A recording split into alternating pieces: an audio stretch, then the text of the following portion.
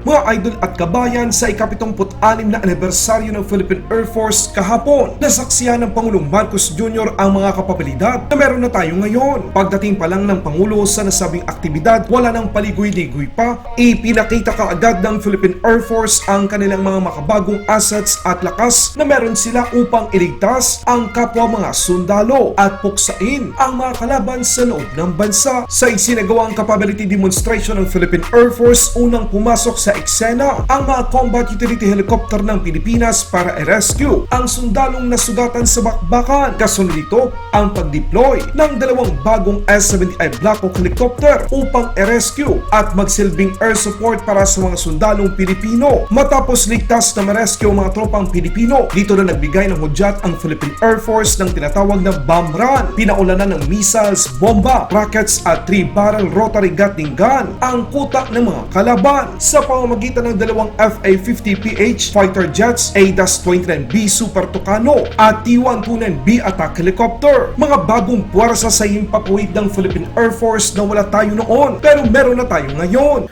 Ladies and gentlemen, the President of the Republic of the Philippines and the Commander-in-Chief, Armed Forces of the Philippines, His Excellency Ferdinand R. Marcos Jr. At this point, please direct your attention as the S-70I Black Hawk aircraft close in as they're about to execute the fast rope insertion extrication system operation. The fast rope insertion extrication system, also known as FRIES, is a mechanism that would allow immediate response on remote areas with uneven surfaces. One Black Hawk helicopter cut for the dazzling sky as the capable rescue team from the 505th Search and Rescue Group prepared for the FRIES operation. Also, another Black Hawk helicopter serves as armed escort while the primary helicopter performs the mission. The aircraft is now hovering at approximately 30 feet to drop the rope that will be used by the parajumpers or PJs. River, Tigre Media. Front, Tigre Media. The team of PJs is composed of a 4-man team who are trained and capable of penetrating the distressed area.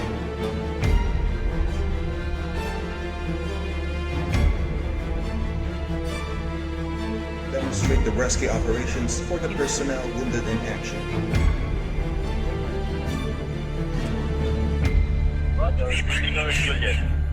They have undergone the following trainings to further hone and improve their skills and knowledge on saving lives, such as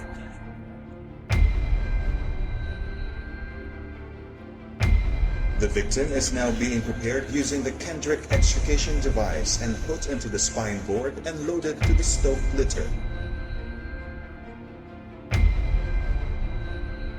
At this moment, the stove litter is attached to the hoist and the patient will be airlifted and transferred to the designated pickup point.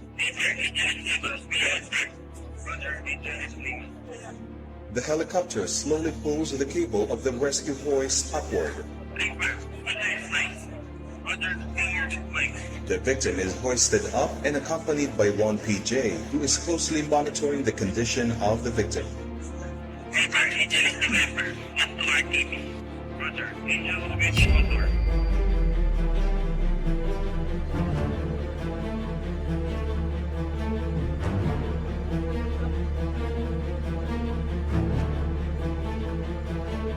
Approaching is the S-70I Black Hawk helicopter that will demonstrate the rope ladder operations to pick up the troops left on the ground.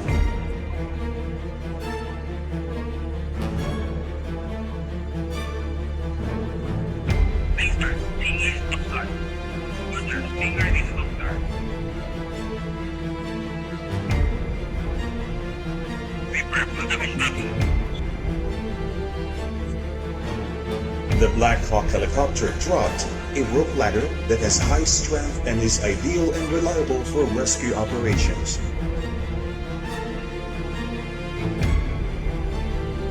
And now we are witnessing the rope ladder operations to pick up the troops left on the ground. The area is now clear and casualty evacuation completed. The pilot will now request clearance from the ground commander to execute the bomb run.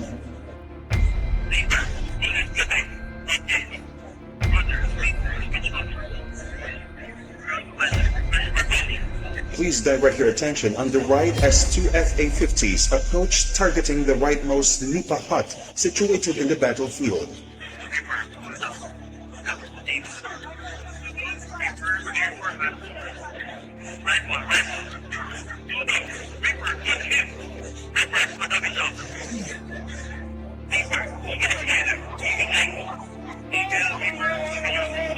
Coming on the right are the A29B Super TUCANO, showcasing their skills and position in targeting the second Lipa hut from the right, used as a hideout by the enemies.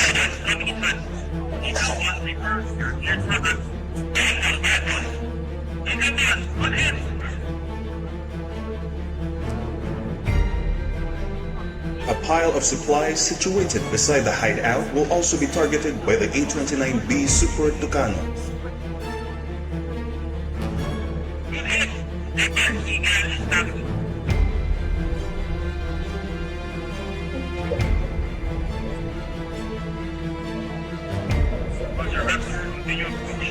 Coming on the left are two T129 attack helicopter that can operate both day or night and will target the yellow and blue carcasses.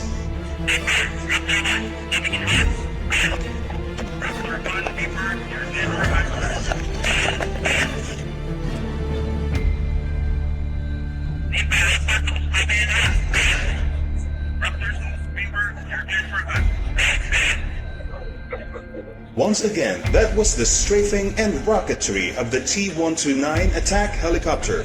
Receiving information that there are still remaining enemies on the ground, the FA50PH aircraft will execute another bomb run to clear the area of the remaining enemy forces.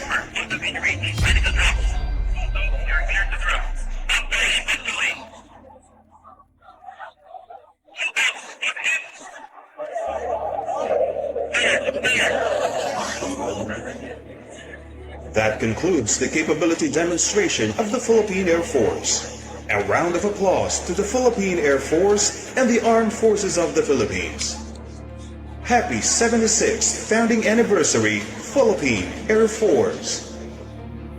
For the past several years, I should say, our Air Force has gained the momentum in its modernization efforts, experiencing a resurgence in its air power capabilities, and that I would say that at present state, the organization, and referring to our Air Force, is soaring high.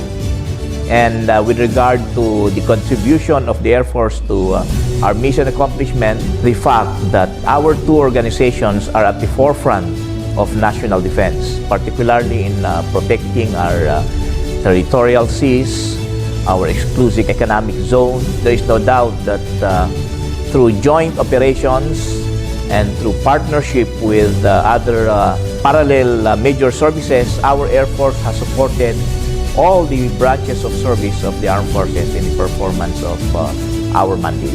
I would like to greet the officers, the airmen, the airwomen, and the civilian human resources of the Philippine Air Force on the occasion of your 76th anniversary. A strong Philippine Air Force for a strong Filipino nation.